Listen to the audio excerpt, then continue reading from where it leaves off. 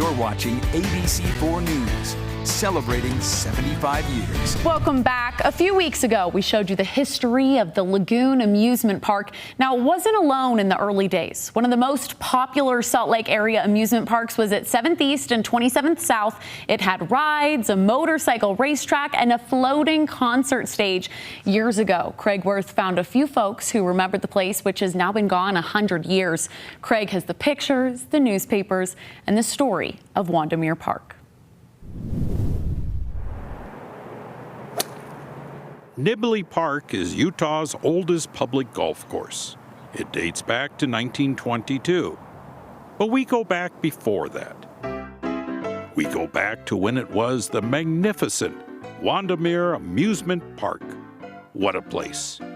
2 lakes were at the center of the fun, and a contraption called a shoot the chute that sent a boat sliding down a track and then had it slam into the water. Great fun. 30 years ago, I ran into a few golfers who remembered.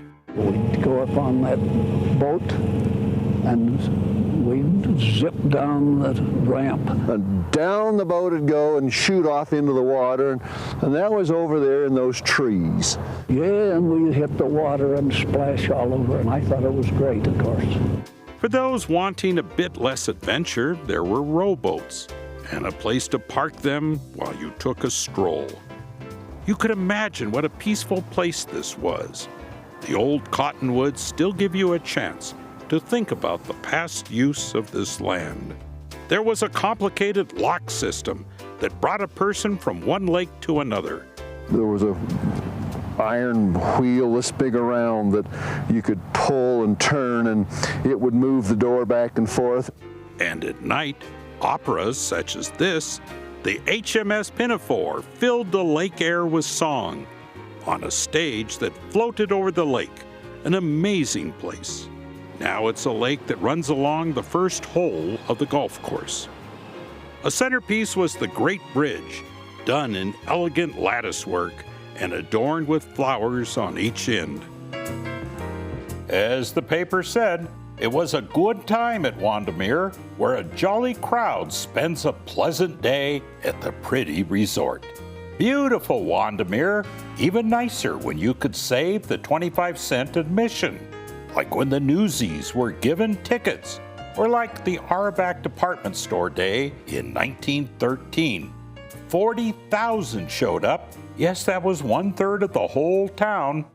This was a fancy place. And believe it, you dressed up to come here.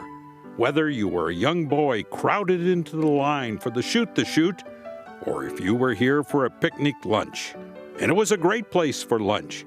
Oh, but it wasn't all a quiet place of peace. Somewhere out there, buried by the golf course, was this, a motorcycle racetrack. Advertised at 100 miles in 100 minutes, over 1,500,000 feet of lumber. Professional racers roared around the track while 3,000 fans stood above them and cheered. Riders burned rubber around the steep banks. Motorcycle racing was the rage, and it went well into the night under the lights. As you can see, the bank is a little higher up here. I suppose that was the top of the race, and it went right on around. The town had its favorites. Who could catch the Wandamere Speed Merchant? It was for keeps, lots of money and dirty tricks. There was the famed race, where one racer had a sawed axle brake in a mystery designed to practically kill him. I must have been something. Everything from motorcycle racing to opera, all day and night, and thousands of people, all 100 summers ago. Crowds got here by streetcar. It was the end of the line and pretty much the outer limit of Salt Lake City.